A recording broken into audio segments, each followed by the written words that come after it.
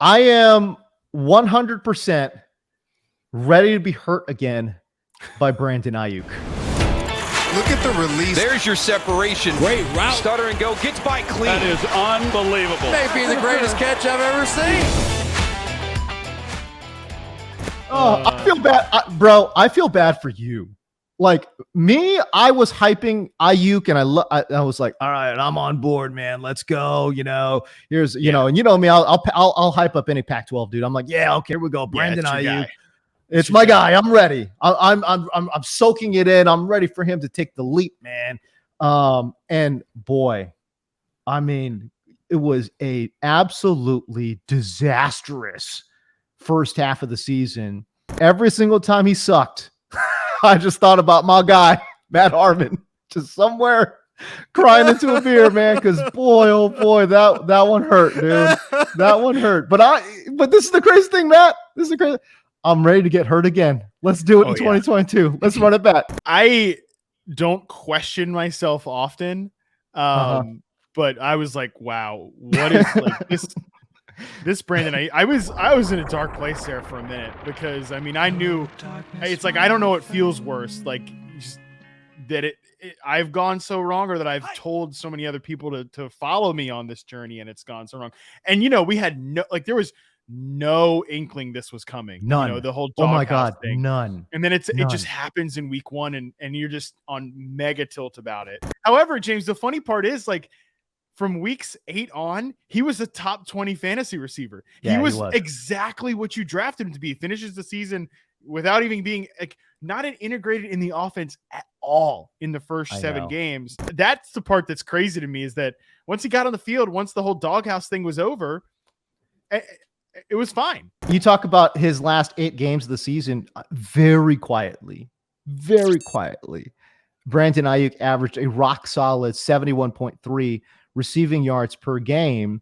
Obviously, playoffs was, whatever. The Garoppolo just completely fell apart. Go through some of his numbers here for me, because I know they don't look great, man. I know they don't look great, but it's just kind of like, all right, what should we expect in 2022? So yeah, Brandon Aiyuk as a rookie, 75.7% success rate versus man. That's why we were so in, because that's like guys who hit that number don't fail. Like they almost never fail. These guys go on to be great players and produce big time numbers. His success rate versus man coverage as a second-year player did fall a little bit. Some of that was like the couple of games sampled during that doghouse era where it's just like, I don't even know what they're doing with him out there. They're just, running him, on 9 routes, clear out routes, stuff like that. But zone route success rate went up. Success rate versus press was pretty solid from his rookie year. So and he's still, again, he's over that 70% success rate versus man number in his second season. That's what we want to see from our top level perimeter receivers. And that's the thing about Brandon Aiyuk too. He's the X receiver for this team, lined up outside on 80% of his sampled routes, 84% on the line of scrimmage. Like he plays basically a totally different position from a guy like Deebo Samuel. And that's one of the reasons I'm really bullish about Brandon Aiyuk. It's like a freak show in training camp. You can't go a day without seeing an incredible Brandon Aiyuk catch. He's got these crazy long arms where he's like Spider-Man plucking the ball away from good defenders in practice. So, I think we're basically what I would say to you, James, what I say to myself in the mirror when I wake up in the morning, and what I say to all the people that followed us on Aiyuk last year. Take what happened in weeks 1 through 7 last year and just throw it in the trash. Just pretend it never happened. Because also, you mentioned Jimmy Garoppolo. He's obviously out the door. They're done with Jimmy. We're moving on to Trey Lance. And Brandon Aiyuk is a Trey Lance quarterback. Like Lance is going to push the ball down the field. He's going to be an aggressive downfield passer. And when you look at Aiyuk's route chart, out routes really high, comeback routes, post routes, dig routes, like those are Trey Lance routes. They're Brandon Aiyuk routes. They're not really Deebo Samuel routes. There's just not enough volume, in my opinion. I don't think there's enough volume in the San Francisco offense to support 2 great receivers. I think either they could.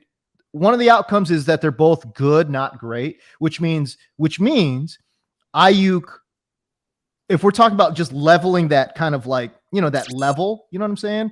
That means Aiyuk is being undervalued right now, but that also means that Deebo is way way overvalued, which that's the opinion that I have. I think that we're going to kind of see them kind of come a little closer together, if not even.